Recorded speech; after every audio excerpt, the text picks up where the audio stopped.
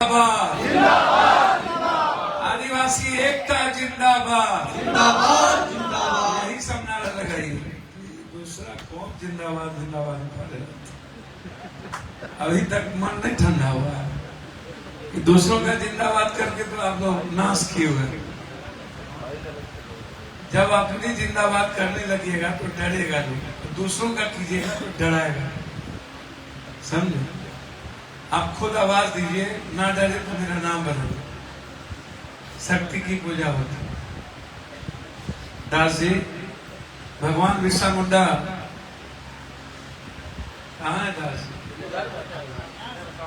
खाली चंडाल क्षुद्र में आ गया,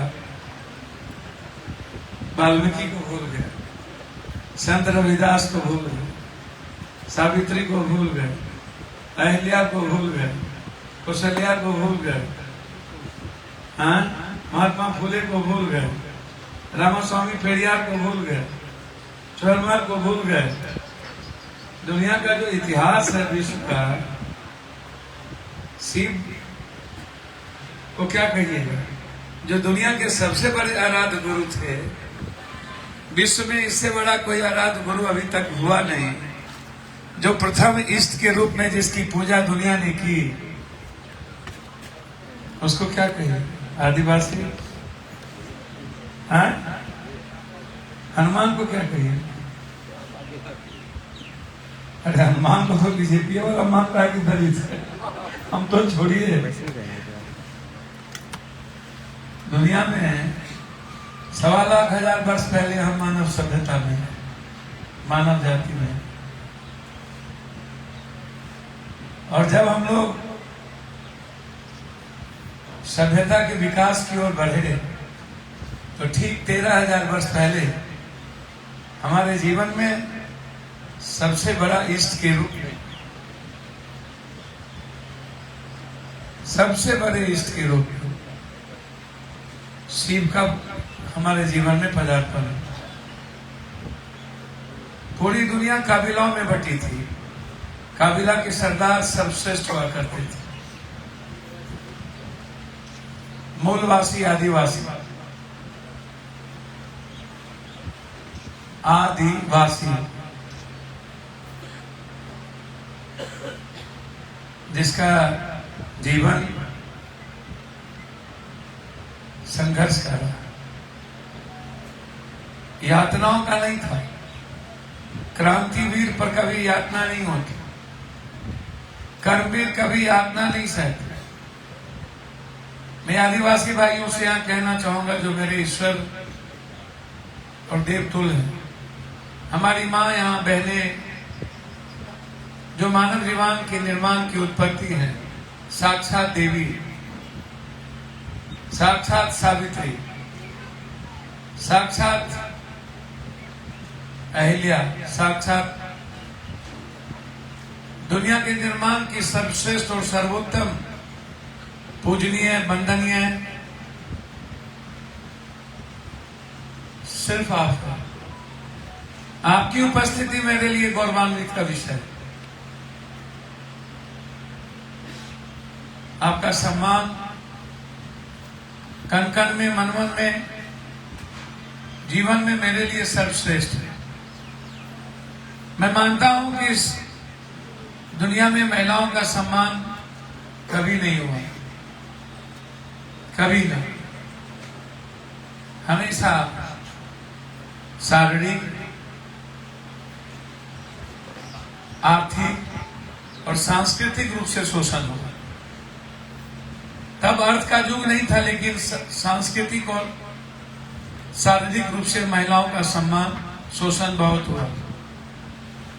हम देवी माने, लेकिन हमारा आचरण और चरित्र देवी के तुल्य नहीं था। इसलिए आप मेरे लिए सर्वश्रेष्ठ कर, जो यहाँ पढ़े लिखे नौजवान, जो पूर्व मुखिया, वर्तमान मुखिया, पूर्व जिला पार्षद, हमारे पंचायत समिति, वार्ड सदस्य, प्रत्येक पंचायत से जो यहाँ भी कर्मवीर और क्रांतिवीर युवा साथी आए हैं, आप क्या हैं? आप एक उम्मीद है, आप एक विश्वास है अपने समाज के। आप में लोग सपना देखना चाहते हैं। आपसे मुस्कुराना चाहता है, आपसे जीना चाहता है। आप में अपनी जिंदगी ढूंढता है, वो गरीब, वो कमजोर, वो वंचित लोग। कोई तो ऐसा नायक हो जो हमारे जीवन को जीने का रास्ता दे, जो हमसे प्रेम करे, जो मेरी बात करे, जो मेरे आंगन की बात करे, जो एक अच्छे रिश्ते की बात करे, जो हमसे मिले, जो खून की तरह मेरा सम्मान करे, अपनापन महसूस हो, परिवार का रिश्ता महसूस हो। हमारी भाषा, हमारी मर्यादा, हमारी पहचान, हमारे संघर्ष का इतिहास से संपूर्ण विश्व निर्माण में जो भूमिका है भगवान बिरसा मुंडा की,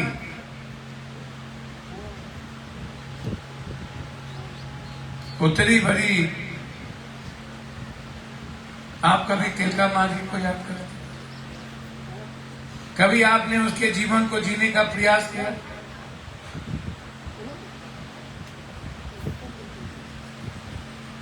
हम अनुसूचित जनजाति की बात करते हैं, लेकिन भगवान बिरसा मुंडा को मानने वाले जो 9,82,00,000 लोग इस हिंदुस्तान में हैं, मान जिसकी संख्या 9 करोड़, 9.5 करोड़ से ऊपर, अब 10 करोड़, 10.5 करोड़ के लगभग हुई होगी। क्या कभी दास जी आपने अपने घर में भगवान बिरसा मुंडा की तस्वीर लगाई? क्या अपने घर में आपने कभी वाल्मीकि की तस्वीर लगाई? क्या आप अपने घर में कभी क्रांतिवीर चौरमल की तस्वीर लगाई? आप अनुसूचित जनजाति और मनुवाद के खिलाफ की बात करते हैं। क्या आदिवासी और डोम के बीच रिश्तों की पवित्रता को आप मानेंगे? क्या राम और पासवान के बीच रिश्तों की पवित्रता, वसुधैव कुटुंबकम का हम आगे बढ़ा पाएंगे? जब हम अपने इष्ट को ही बांटे हुए हैं। जब संत रविदास की बात होती है तो पासवान वहां नहीं होती, जब वाल्मीकि की बात होती है तो वहां रविदास नहीं होते, जब भगवान बिरसा मुंडा की बात होती है तो तब वहां पासी नहीं होता, मुस्तार नहीं होता।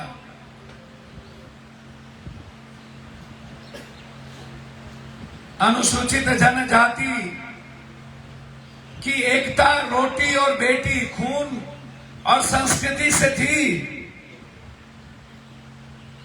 आपने तो रिश्ते को संस्कृति में भी बांध दी, और ये बांटने का काम किसने किया? आज और अनाज के उस इतिहास गवाह है।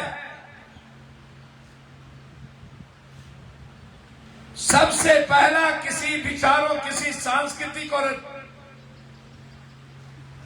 वसुधैव कुटुंबकम पर कब चोट पड़ी, जब दुनिया में संपूर्ण राष्ट्र निर्माण की भूमिका में सबसे बड़ी ताकत मूलवासी आदिवासी, मतलब कोई जाति नहीं थी, वो विचारधारा था।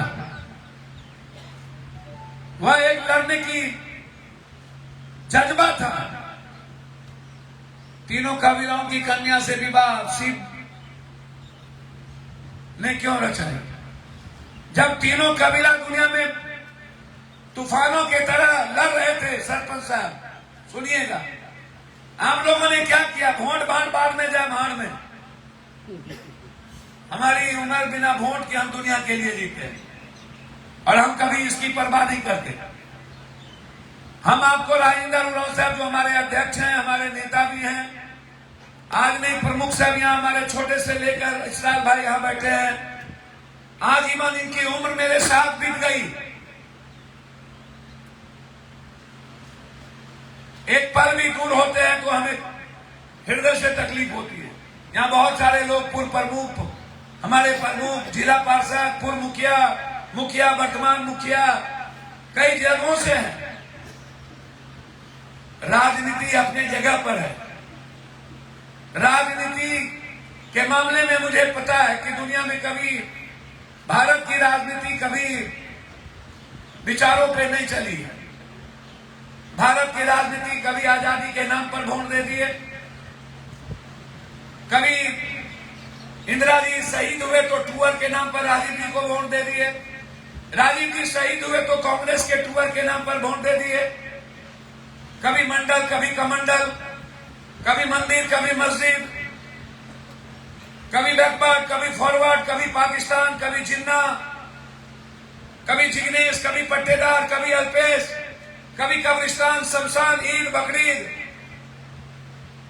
कभी डीएनए, हमारा डीएनए खराब हो गया, आरक्षण पर हमले हो गए, पुलवामा में हमला कराया गया, पुलवामा में शहीद हुए, शहीद करवाया गया, मुद्दे ढूंढे गए। नेता हमेशा 5 साल के सियासत के बाद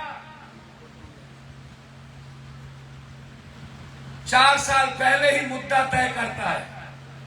इस बार की राजनीति किस सेंटीमेंट पर? भारत का इतिहास है, भारत के 130 करोड़ लोग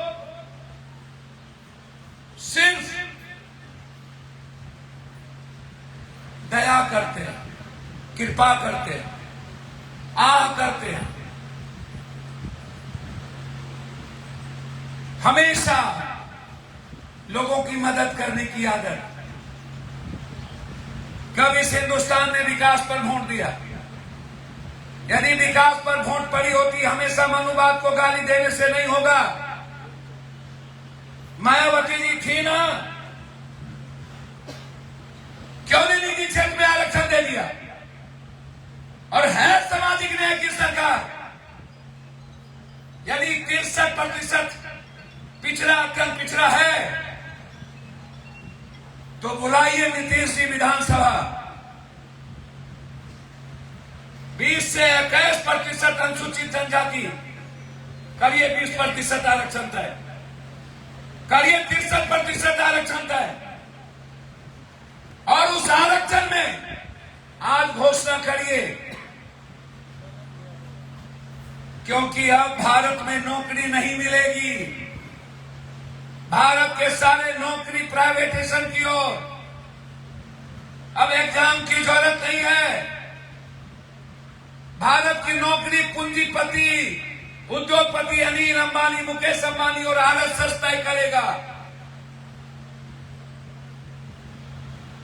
किसके बाप को, किसके बेटे को नौकरी मिलनी चाहिए? जब रेलवे हम निजीकरण की ओर चले गए, अग्निवीर, अभी एक पंजाब के बच्चे मरे, ना शहीद का दर्जा मिला, ना कंधा मिला, ना नौकरी मिली, ना पेंशन मिला, शहीद हो गया। किसी का पति, किसी का बेटा, किसी का भाई, सारे सपने चूर हो गए। करिए, करिए ना। आप बार बार सवाल उठाते हैं। 40 सालों से बिहार में दास जी कौन है? ब्राह्मण, भूमिहार, राजपूत या यादव कुर्मी या कोरी या दलित, कौन है?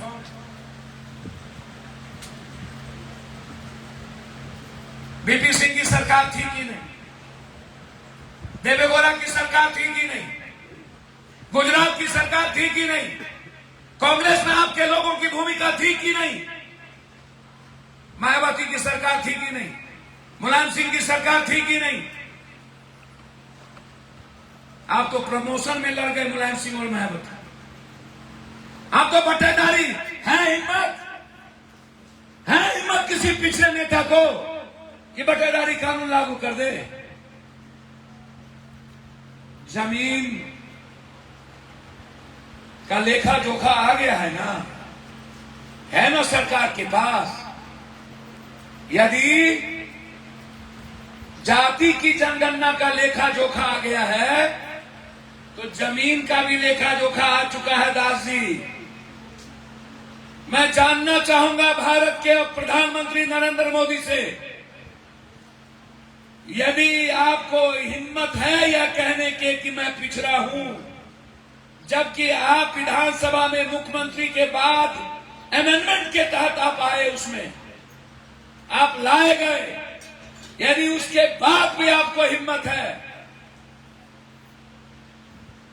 तो आपकी जहां सरकार है उसने मना कर दिया जाति जनगणना नहीं होगी। जाति जनगणना क्या थी? जाति जनगणना है ultrasound, CT scan, MRI, x-ray. Pappu Yadav को 4 दिन फीवर रहा तो यह जानना जरूरी है कि हमको डेंगू तो नहीं हो गया, और हम उस डेंगू का दवाई चलाएंगे तब जाके स्वस्थ होंगे। जाति जनगणना है जादव, कोयली, कुर्मी के लिए नहीं। जाति जनगणना है नुनिया, चंद्रवंशी, मल्लाह, केवट, गंगोत्री, धुरिया, शर्मा, जोलहा, तियर, चौधरी, पासी, पासवान, राम, उराव, आदिवासी। जाति जनगणना है उस समाज के लिए जहां पर आदिवासी में 0 पॉइंट। मैं जानना चाहता हूं कि पूरे भारत में मुसहर 0.2% पढ़ा क्यों नहीं? नीतीश जी, टोला मित्र और विकास मित्र बना लीजिए, कुछ नहीं होगा जब तक मुसहर की बेटी और मुसहर जाति का लड़का पप्पू यादव के परिवार के बराबरी में। मीना भी आदिवासी है। मीना क्यों तरक्की किया? मीना क्यों आए? उरांव, हेमरम, जो रियल में मूलवासी आदिवासी थे, जो छत्तीसगढ़, उड़ीसा, झारखंड, आज भी घास की रोटी के अलावा दूसरा चीज नसीब नहीं है। मुख्यमंत्री आदिवासी है ना। पूरी दुनिया की संपदा पर अधिपत्य किसका है? आदिवासी के गांव से कोयला, लोहा, सोना, अबड़र, हीरा निकाला जाता है और उसके हाथ को मजदूरी भी नहीं नसीब। क्यों आपके मुख्यमंत्री हिम्मत नहीं है ना भगवान शिबू सोरेन के बेटे? सिर्फ कब तक आप ब्राह्मण और मनुवाद को गाली दीजिएगा? कब तक दूसरी जाति को गाली दीजिएगा? आप अपने नेता से लड़ने की हिम्मत क्यों नहीं होती? क्यों नहीं कहा झारखंड का मुख्यमंत्री कि मैं अदानी और अंबानी को यहां से कोयला ले जाने नहीं दूंगा? यह कोयला मेरी बपौती है। इस कोयला की रॉयल्टी जब तक 40% आदिवासी को नहीं मिलेगा तब तक ये खजाना किसी के बाप का नहीं होगा। क्यों नहीं कहा? किसके वोट से वो मुख्यमंत्री है? किसके वोट से छत्तीसगढ़ के मुख्यमंत्री हैं? किसके वोट से स्टालिन मुख्यमंत्री है ना? हिंदुस्तान में 2 आदिवासी अभी मुख्यमंत्री, एक स्टालिन और एक हेमंत सोरेन, है ना मेरा दोनों भाई? है ना? करुणानिधि थे ना 4 बार मुख्यमंत्री। सबसे बड़ा हिस्सा मैं जानना चाहता हूं देश के पीएम और सीएम से, कितनी सरकारी नौकरी है भारत में आदिवासियों के पास? 9, 9.5, पौने 10 करोड़ की आबादी में 3000 भी नौकरी हम क्रॉस नहीं कर पाए, मूल आदिवासी। और क्लास 1 अफसर नहीं है। लगभग 85,000 से 1,10,000 के लगभग आदिवासी पूर्णिया में है। कितने लोगों के पास 1 बीघा जमीन है? कट्ठा, धूल। 1% लोगों के सारी बात हमारी होती रही राजेंद्र उरांव जी से। हमेशा हम चर्चा करते रहते थे। सुखदेव टुडू जी हमारे बीच नहीं रहे। हमारा सबसे ज्यादा लड़ाई संघर्ष झारखंड में रहा। हम आज सिर्फ वोट के लिए आपके पास नहीं आए, ना हम वोट की बात करने आपको बुलाए। हम पहले ही कहे कि वोट विकास पे नहीं मिलता है। इस भारत को कभी चाइना का नाम लेने की औकात नहीं होती है, लेकिन वोट के लिए मुसलमान और पाकिस्तान को कभी नहीं भूलते। बांग्लादेश का नाम नहीं लेंगे, गुलिस्तान का नाम नहीं लेंगे, भूटान का नाम नहीं लेंगे, श्रीलंका का नाम नहीं लेंगे, नेपाल का नाम नहीं लेंगे, वियतनाम का नाम नहीं लेंगे, जबकि सब के सब चाइना का आधिपत्य हो चुका है, खरीदा जा चुका है। भारत के सब नंबर 1 दुश्मन हो चुके हैं। इन्हें भारत के नंबर 1 दुश्मन से मतलब नहीं है। इनको नंबर 1 वोट किस मुद्दे से, किस बातों से, किस अहंकार से, किस नफरत से। यदि पाकिस्तान पे इतना ही खराब है, मोदी जी, यदि औकात है तो बलूचिस्तान को इंदिरा गांधी के तरह यदि उन्होंने बांग्लादेश को अलग किया था तो आपको औकात है भारत बचाने के लिए, तो बलूचिस्तान को अलग कीजिए। है फ्रीडम टू बलूचिस्तान, जहां पर 1,82,000 करोड़ का निवेश चाइना कर चुकी है। हमेशा राजनीति होती है, हमेशा। हम भी कर लेंगे, लेकिन आज यदि हम पूर्णिया में अपने भाइयों को बुलाए हैं, अपने परिवार को, ये परिवार के तरह मैं आपको बुलाया हूं।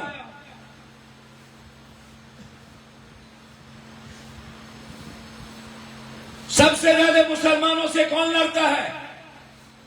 दलित, आदिवासी, ब्राह्मण नहीं, राजपूत नहीं, भूमिहार नहीं, सबसे ज्यादा आप लड़ते हैं। और सबसे ज्यादा आदिवासी के खिलाफ कौन लड़ता है? आरएसएस। इस देश में प्रभात खबर हो कब तक कान में फोन लगे, कौन कन्या के फोन लग चल। सबसे ज्यादा आदिवासी जो स्वतंत्र विचारधारा के साथ भाग और भगवान किस्मत से ना जीता हो, उस पर वैचारिक, सांस्कृतिक और आर्थिक हमला किसी का है, वो आरएसएस का। आरएसएस नहीं चाहती है कि स्वतंत्र विचार और स्वतंत्र संघर्ष की क्षमता, स्वतंत्र आजादी, स्वतंत्र आर्थिक आजादी आदिवासियों की हो। उसको लगता है कि आपके भीतर क्रिश्चियनाइज्ड का सबसे ज्यादा संस्कार है, आप क्रिश्चियन को ज्यादा मानते, आप भारत के देवी देवता को नहीं मानते। और आप भारत के देवी देवता को नहीं मानिएगा और उसके बाद बीजेपी भी बनिएगा, आप बचिएगा, आग में हाथ भी डालिएगा, बचिएगा। मैं आपसे पूछ रहा हूं, बीजेपी का एक ही लाइन है जिंदा रहने का, भगवान को बेचना। उसको भगवान से मतलब नहीं है। भगवान से मतलब होता न दासी तो वाल्मीकि का अपमान नहीं करते। यदि रामायण की रचना में वाल्मीकि की भूमिका है तो रामायण की रचना में केवट की भी भूमिका है। रामायण की रचना में तुलसीदास जी की भी भूमिका है, जो ब्राह्मण है। कहा गया है, उस वक्त जाति व्यवस्था नहीं थी, लेकिन कहा गया। और रामायण की भूमिका में राम के पराक्रम की भी खूबसूरती है। यदि वाल्मीकि थे तो केवट भी है, यदि राम था तो सबड़ी भी है। महाभारत के इतिहास में आप कृष्ण की भूमिका को देखते हैं ना, तो नकुल, सहदेव और भीम की भूमिका को अलग मत करिए। और सुदामा के समर्पण के और पागलपन को अलग मत करिए। बीजेपी को भगवान से क्या लेना देना और नेताओं को? नेता भगवान के दरवाजे पर इसलिए जाता है कि कितना माल कमा सके और कितना ऐशो आराम की जिंदगी जी सके। उसको भगवान का डर होता तो भारत के आम आदमी के जेब से पैसा निकालता, वो बेईमान बनता, वो चोर बनता, वो छिनार बनता, वो जातिवादी बात करता। भगवान से उसको डर होता तो दूसरे जात की वो इज्जत करता। भगवान से उसे डर होता तो दूसरों के विचारों का सम्मान करता। भगवान से उसे डर होता तो दूसरे के धर्म और मजहब की इज्जत करता। भगवान से उसे डर होता तो दूसरे भाषा, दूसरे जीवन के शैली का वो सम्मान करता। कोई भी नेता तब दूसरी जाति की बात करता है जब वोट मात्र 1 महीना रह जाता है। कोई भी नेता तब किसी दरवाजे पर जाके चाय पिलाता है जब वोट 2 महीना रह जाता है। वो भगवान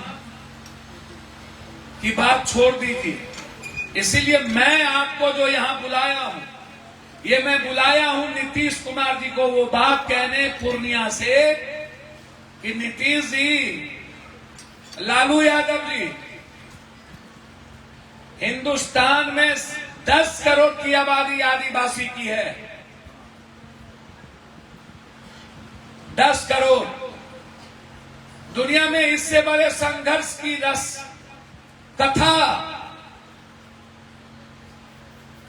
तिलका मांझी की कुर्बानी का इतिहास और उस समाज की आर्थिक, शैक्षणिक, आप कभी सोचिए। मैं यहां भैया, हेलो मालिक, हमारे स्पीच में नहीं बात कर, ये सब काम मत कीजिए। हम बहुत क्लियर हैं। आपके घर में रोजगार क्यों नहीं? ना आपके घर में जमीन, ना आपके घर में रोजगार, ना आपके घर में व्यापार, ना मेरे यहां फैक्ट्री, ना मेरे यहां कोई व्यवस्था। कब तक मजदूरी? कब तक मजबूरी? कब तक गरीब और गरीबी जैसा सब? कब तक 84 करोड़ लोग 5 किलो अनाज में अपनी जिंदगी जीता है इस भारत में।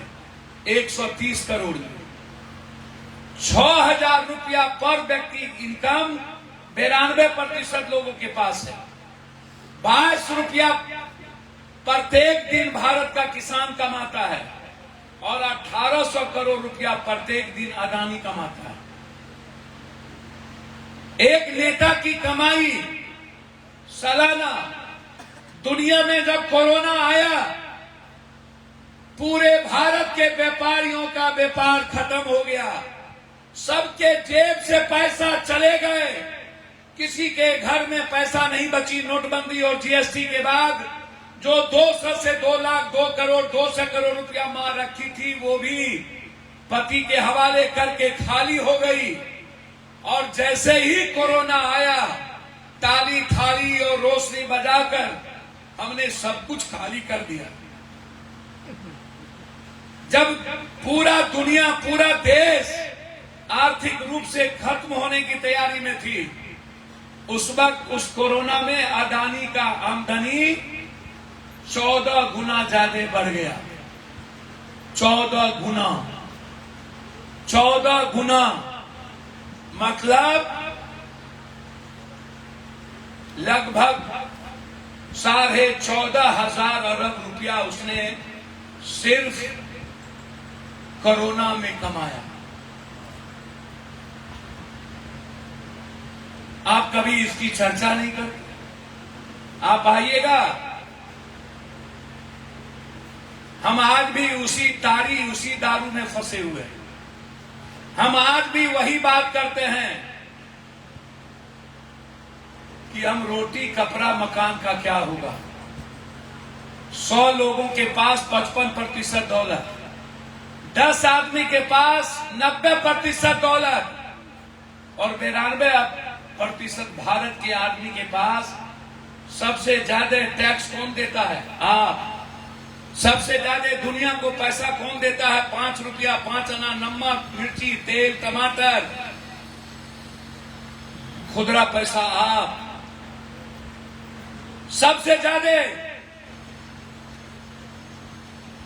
एक भी पूंजीपति 3.2% से ज्यादा टैक्स नहीं देता।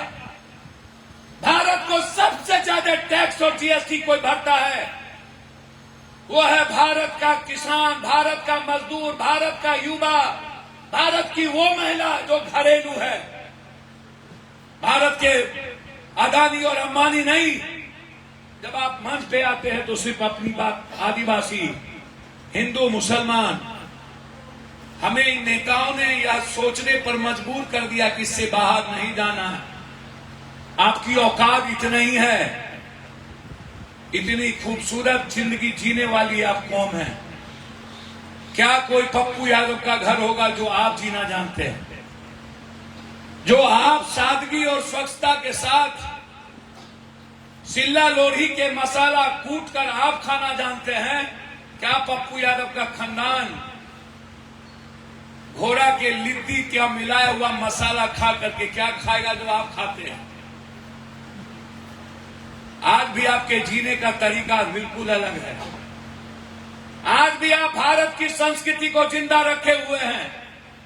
आज भी आप भारत के संगीत को जिंदा रखे हुए हैं। आज भी भारत के क्रांति को आप जिंदा रखे हुए हैं। आज भी भारत के संघर्ष को आप जिंदा रखे हुए हैं। आज भी मरने और लड़ने के जज्बा को आप जिंदा रखे हुए हैं। फिर भी आप गरीब, फिर भी गरीबी। ये गरीब शब्द कौन, किसका दिया हुआ? किसका, किसकी देन है ये? भगवान की, बिरसा मुंडा जी की, राम की, कृष्ण का? किसका दिया हुआ? मुगल के काल में हम दुनिया के सबसे अमीर थे। 40 करोड़ जब मेरी आबादी थी, 30 करोड़, तब हम भारत नहीं दुनिया में सबसे ज्यादा अनाज पैदा करते थे। सबसे ज्यादा लोहा हमारे पास, स्टील हमारे पास, सबसे ज्यादा अमरक हमारे पास, रॉयल्टी हम देते थे वर्ल्ड को। हम दुनिया में इतना सोना किसी के पास नहीं थी। आज भी जितनी संपत्ति मंदिरों में, मस्जिदों में, गुरुद्वारे में है, खासतौर मंदिर और गुरुद्वारे में, खरबों खरब का सोना, अरब अरब का सोना। आज भी हमारा एक मंदिर, हमारा साउथ का एक मंदिर इतनी संपत्ति है कि भारत के आदिवासी को 2-2 करोड़ रुपया दे करके रोजगार करा सकता है नरेंद्र मोदी ये औकात। पप्पू यादव को औकात है। एक एक लिस्ट चाहिए पढ़े लिखे लोगों का, आदिवासी का, जिसको नौकरी नहीं मिलेगी। पप्पू यादव 5 महीने के बाद हर उस परिवार को जो इंटर किया हुआ आदिवासी का लड़का होगा, 1 लाख रुपया हम बिना किसी सूद ब्याज के मदद करेंगे ताकि वो रोजगार करके अपनी जिंदगी की शुरुआत करें। है हिम्मत आपकी नरेंद्र मोदी जी, कर दीजिए ना, आप कर दीजिए।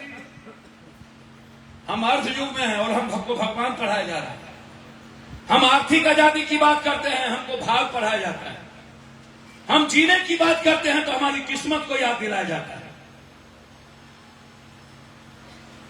कहा जाता है कि आपकी किस्मत में यही लिखा है। कहा जाता है आपका भाग सपोर्ट नहीं करता। कहा जाता है कि भगवान आपके साथ नहीं है। सारा भगवान बेईमानों के साथ है।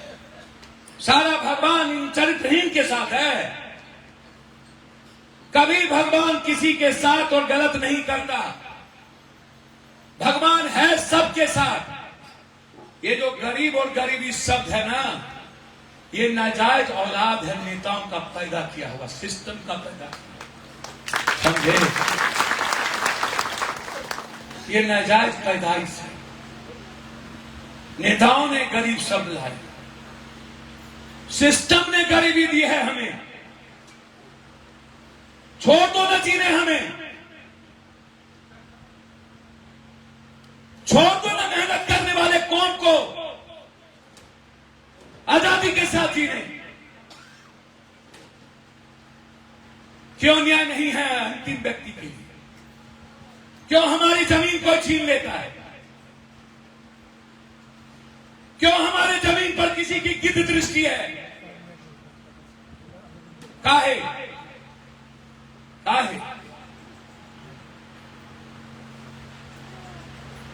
क्योंकि आप की एकता नहीं है। आप अलग अलग बात करते हैं। एक तो टुटपुंजी आपको चेयरमैन बना दिया, आप उसी में जिंदाबाद मुर्दाबाद शुरू कर देते हैं। पप्पू हेम्ब्रम को एक, अरे जिस देश में नरेंद्र मोदी के फोन की वैल्यू ना हो और नीतीश कुमार जी और कोई मंत्री सेक्रेटरी और डीएम को फोन करे उसकी वैल्यू ना हो, मुखिया सरपंच जिला पार्षद को कौन पूछता है? चेयरमैन को कौन पूछता है? नीतीश जी और नरेंद्र मोदी जी सब चेयरमैनशिप ले लो। यदि भारत में 23% अनुसूचित जनजाति है तो सिर्फ हमको पीएम की कुर्सी दे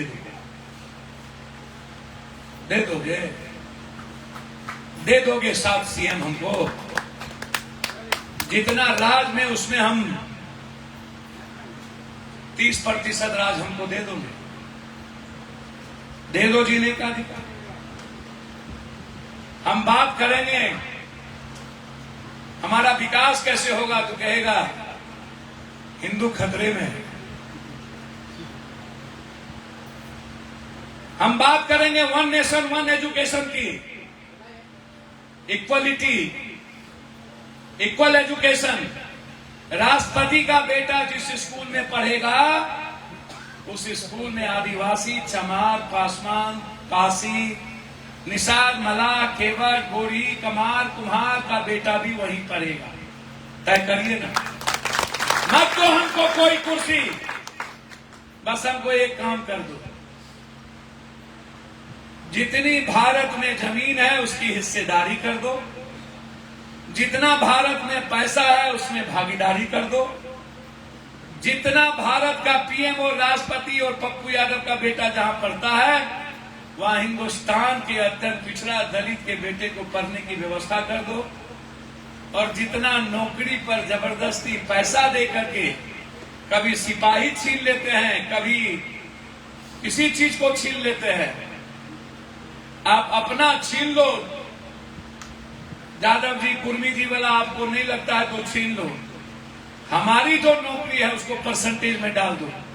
बाबा साहब अम्बेडकर यही ना, इसी की ना लड़ाई थी गांधी की कि हमारा वोट का अधिकार, जहां पर दलित लड़ेगा वहां हमारा वोट होगा, वहां पप्पू यादव का वोट का अधिकार नहीं होगा। जानते हैं क्यों? इसीलिए कि पप्पू यादव को वोट का अधिकार देंगे तो एमएलए उसी का नौकर बनेगा, फिर कोई स्वतंत्र दलित और आदिवासी नहीं हो सकता। यही तो लड़ाई थी। बाबा साहब अम्बेडकर से भी बड़ा भगवान बिरसा मुंडा के बाद, रामास्वामी पेरियार के बाद, अम्बेडकर से भी बड़ा कोई संत, ऋषि और विचारक है क्या दुनिया में? मानिए ना नेल्सन मंडेला को। गांधी के इतिहास के बाद दुनिया में अब्राहम लिंकन और नेल्सन मंडेला। नमो बुद्धाय नमः। यदि हम जय बिरसा करते हैं तो नमो बुद्धाय भी हमको करनी होगी। लेकिन दास जी आप करते ही नहीं। जादव के घर में कृष्ण का फोटो होगा तो बिरसा मुंडा का क्यों नहीं, वाल्मीकि का क्यों नहीं? जबकि जादव को ये पता ही नहीं है कि कृष्ण जात कभी था ही नहीं कोई। चलिए मान ही ले हम जादव, मान ले मोर वंश और चंद्रवंश अत्यंत पिछड़ा, मान ले बुद्ध को अत्यंत पिछड़ा या कुशवाहा या चंद्रवंशी। हम आज आपको इसलिए नहीं बुलाए थे कि सब आलू आए वोट में। वोट तो दोगला ही पर मिलता है, जितना बड़का दोगला उतना बड़का नेता। दुनिया का सब कुछ दे दिए, लुटा दिए। अभी हमारे भाई और हमारे मित्र और एक कहां गए, एक इधर और थे जो बोले थे कि वहां पश्चिमी चंपारण में आज बलात्कार जो हुआ था।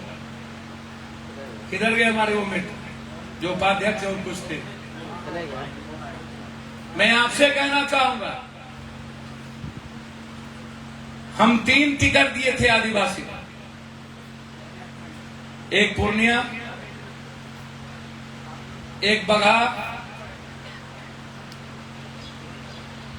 एक बलात्कार की घटना नहीं है। नीतीश कुमार जी से ये क्यों नहीं पूछते हैं कि 100 बलात्कार होता है जिसमें 92% दलित आदिवासी के। सारे बलात्कार की घटना में मैं गया हूं, वहां दलित और आदिवासी की बेटी का ही बलात्कार क्यों होता है? गरीब के बेटी का ही बलात्कार क्यों? यदि है हिम्मत नरेंद्र मोदी, नीतीश जी, लालू जी आपको यह कहने की, यदि बिहार और हिंदुस्तान में 10 बलात्कार हुए होंगे, 9 बलात्कार गरीब, दलित और आदिवासी की बेटियों का हुआ। लेकिन यदि हिंदुस्तान में नौकरी की बात होगी तो मुसहर के बेटी को पढ़ने की बारी आएगी तो 0.1 भी नहीं, आदिवासी की बेटी को पढ़ाने की बारी आएगी तो 0.2 भी नहीं, यदि डोम के बेटी की पढ़ने की बारी आई होगी जिसने रामायण की रचना कर दी तो 0.1 भी नहीं। क्या है? आरक्षण के बाद भी अनुसूचित जनजाति अपना अधिकार नहीं ले पाए, क्योंकि लेंथ बनाना ही खत्म कर दिया। आप दुमाला कहां से बना? आपको स्कूल ऐसी व्यवस्था कर दी कि जहां से आप हाई स्कूल नहीं जा सके।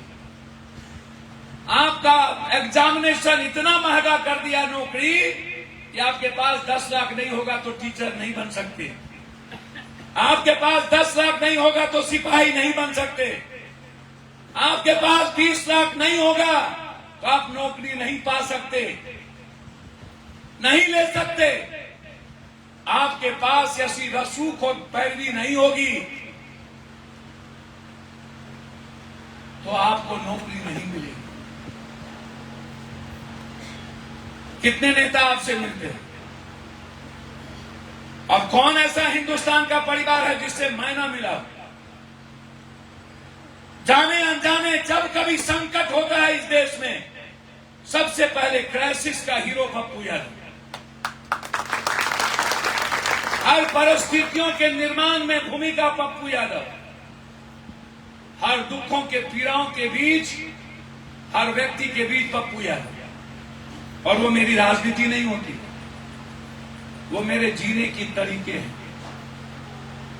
आपके बगैर जिंदा नहीं रह सकता।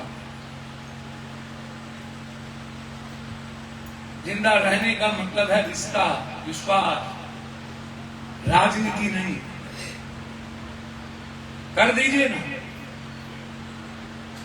मैं आग्रह करता हूं भारत के पीएम और सीएम से,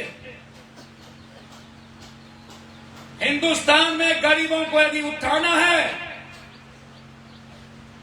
सबसे पहले 1 नेशन 1 एजुकेशन करिए, 1 नेशन 1 हेल्थ करिए। 7 बच्चा है तो 5 आदमी हम बीमार रहते हैं घर में। कहां से पैसा लाएंगे 2 लाख रुपया हर साल? कभी बीवी बीमार, कभी पति बीमार, कभी मां बीमार, कभी बच्चा बीमार, कभी भाई बीमार, कभी बहन बीमार, कभी सास बीमार, कभी दादी बीमार।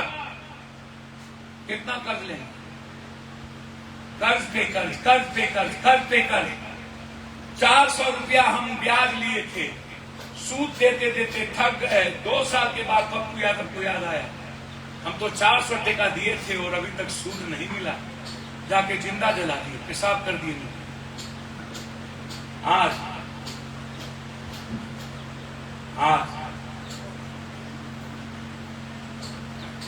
इसीलिए हम आपको बुलाए। हम आपसे दिल की गहराइयों से जुड़ना चाहते हैं। हमारा रिश्ता आपसे बहुत अनोखा है, लेकिन मैं उस रिश्ते को महसूस करना चाहता था।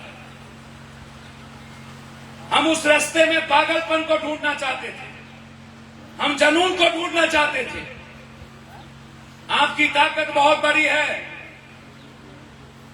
आप छोटी ताकत नहीं है इस हिंदुस्तान के मुल्क में। आपका इतिहास सबसे बड़ा है। आज भी आप भारत की संस्कृति और भारत की तहजीब से जीने के लिए जाने जाते हैं। आज भी आपका कल्चर और नृत्य भारत की सभ्यताओं के लिए जाना जाता है। आज भी हमारे आदिवासी गरीबों की बहनें और मां अपने उत्कृष्ट रिश्तों के लिए जाना जाता है। उतनी सादगी बड़ों के घर में नहीं है। आज भी दुनिया की सबसे ज्यादा खूबसूरती यदि कुछ है तो वो आदिवासी है।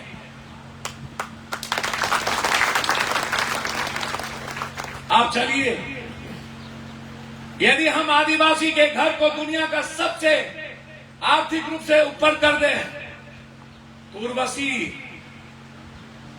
और विश्वामित्र भी फैलते हैं। हमारी गरीबी की दहलीज हमें मुस्कुराने का अवसर नहीं देती, हमें जीने का अवसर नहीं देती। नहीं तो जितनी विचार, जितने मरने और लड़ने की जज्बात इंसानियत के लिए आपके भीतर है, किसी की नहीं है। इसीलिए मैं चाहता हूं इस सरकार से मांग आपको लेकर, सबसे पहला डिमांड कि हर कीमत पर एक ऐसा कमेटी बने हमारे आदिवासी भाइयों के लिए जो उनकी शैक्षणिक, आर्थिक और राजनीतिक स्तर का मूल्यांकन करते हुए बराबरी का सम्मान दे। सिर्फ नाटक करने के लिए नहीं, सिर्फ किसी एक व्यक्ति को ऐशो आराम करने के लिए नहीं, ये कहने के लिए नहीं कि मैं आपके आदिवासी भाइयों को ये बना दिया, दलित को ये बना दिया। अरे बाप, 27% आरक्षण के बाद कितने दलित आरक्षण का लाभ उठाए, इसका तो मूल्यांकन करो। और जिसकी जितनी जनसंख्या उसकी उतनी भागीदारी तो करिए।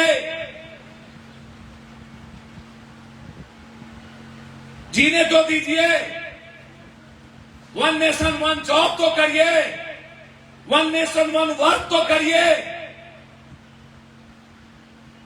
जस्टिस सबके लिए क्यों नहीं? जस्टिस सिर्फ मजबूत जाति के कौम के लिए ही क्यों? ये लड़ाई है पप्पू यादव की। इसीलिए हम आपके बीच आपको आज बुलाए। और जो मुखिया जी, जो पूर्व मुखिया जी, जिला परिषद, सरपंच साहब और जो लड़े, यहां पर आप क्रीम हैं और मेरे आप नायक और हीरो हैं। आपका सम्मान मेरे लिए सर्वश्रेष्ठ है और हमसे ज्यादा है। रात के अंधेरे के 2 बजे भी, 4 बजे भी मेरी नींद हमेशा खुली रहती है। मैं सोचता रहता हूं भारत के मुल्क के गरीबों के लिए कोई परेशान तो नहीं है जिसकी खबर मुझे कब मिलेगी। और रात के 3 बजे खबर मिलती है सोशल मीडिया पर, तो सुबह होते होते उसकी मदद पप्पू यादव के द्वारा मिल जाती है। इस भारत में सबसे ज्यादा देखे जाने वाला व्यक्ति मैं हूं। सबसे ज्यादा सोशल मीडिया पप्पू यादव को बात करती है। इसीलिए नीतीश जी, कल आप कृषि रोड मैप बना रहे थे, एक काम करिए ना, मेरा डिमांड है, यदि हिम्मत है तो कृषि को उद्योग का दर्जा दे दीजिए। जिसकी संपत्ति उसका अधिकार। यदि बीड़ी बनाने वाले का दाम लगाने का अधिकार है, चाय बनाने वाले को है तो तेजपत्ता उगाने वाले को भी तो अधिकार दो। सिनेमा हॉल में मकई का पॉपकॉर्न का 800 अधिकार लगाने का पप्पू यादव को है तो मकई उपजाने वाले को भी तो 1200 का अधिकार लगाने का मौका दो। मतलब उपजाएंगे हम, दाम लगाएगा तुम। 10 रुपये का मकई दिल्ली में 1200 रुपये, 1800 रुपये, 10 पैसे का, 10 रुपया बोलिए, 10 पैसे का इतना मकई। एक ठो हलवा शकरकंद, एक ठो यहां पर 5 पैसा में, 10 पैसा में, दिल्ली के बाजार में वही इतना ठो हलवा 100 रुपया, 4 पीस, कैंठो नींबू, कैंठो काला नींबू, 100 रुपया। जो मरवा का आटा आप भूल गए, अदानी और अंबानी अब मरवा खाना शुरू कर दिया। आपको जितना जमीन है उसी में मरवा लगाना शुरू कर दीजिए। पूरी दुनिया अब मरवा खाएगा, गेहूं नहीं खाएगा, जिसको रागी रोटी कही जाती है। कर दीजिए ना उद्योग का दर्जा। बाजार समिति आप बंद कर दिए, खोल दीजिए। मंडी सिस्टम आपने बंद कर दिया, खोल दीजिए। आग्रह करेंगे।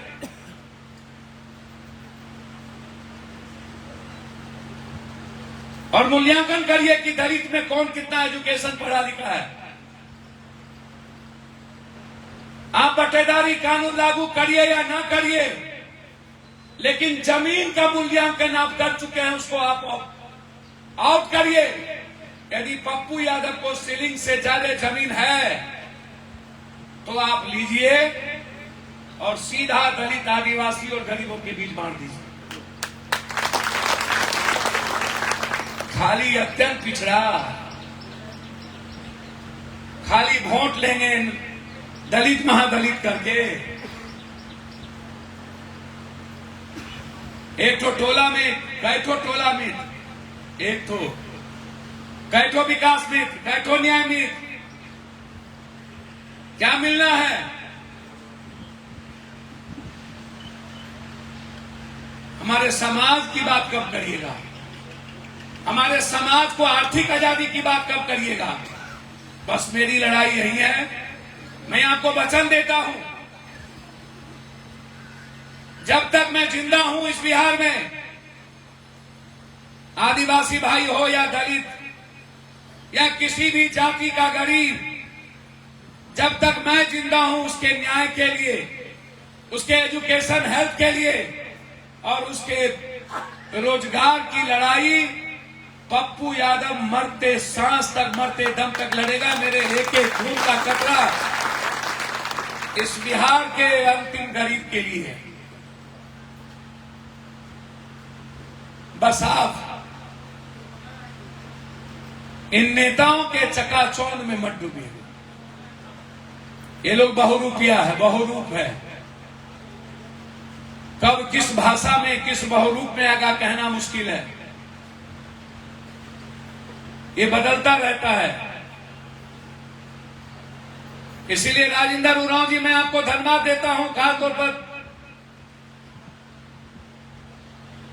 आपको, प्रमुख साहब को, पूर्व प्रमुख, जिन्होंने लगातार आदिवासी भाइयों को बुलाइए, भाई जितेंद्र को, जो लगातार कोढ़ा फलका सभी जगह सब लोगों को, जिला परिषद सबको बुलाने का जो काम किया, और मुझ तक जितना नंबर राजेंद्र बाबू ने भेजा या हमें जितना नंबर उपलब्ध हुए, मैं आपसे बात कर पाया, कुछ लोगों से नहीं कर पाया, और आप सब लोग आए। मेरे लिए आप मेरा परिवार हैं पूर्ण रूप से।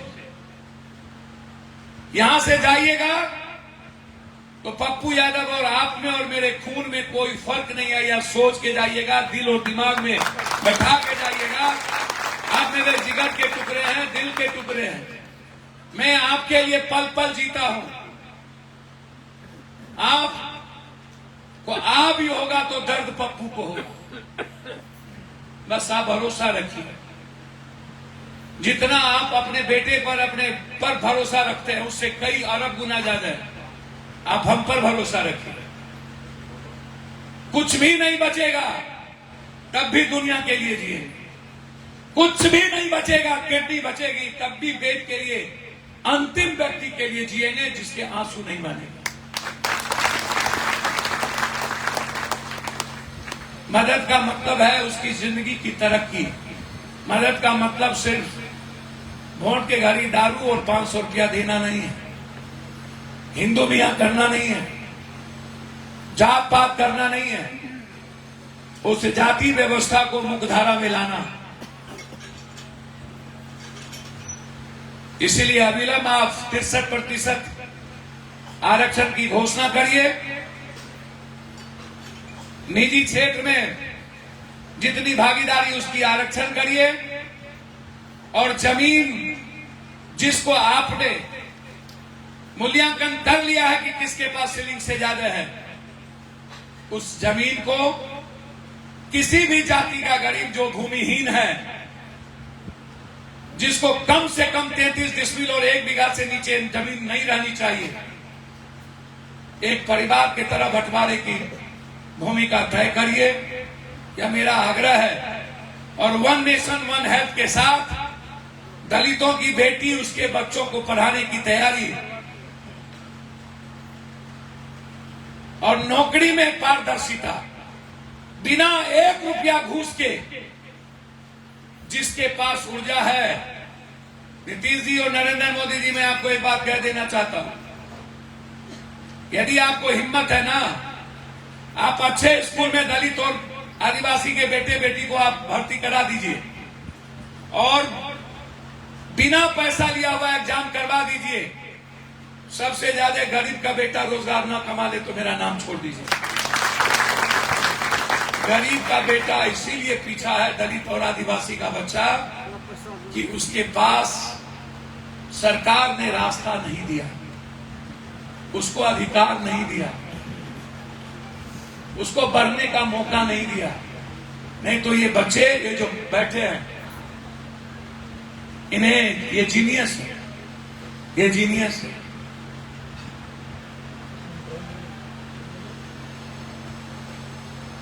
गरीब के बच्चों से ज्यादा जीनियस किसी के भीतर नहीं है, क्योंकि उसको एहसास है अपनी गरीबी का, वो दुनिया में जीना चाहता है, इसलिए उसके भीतर मरने लड़ने के साथ बढ़ने का भी जज्बा है।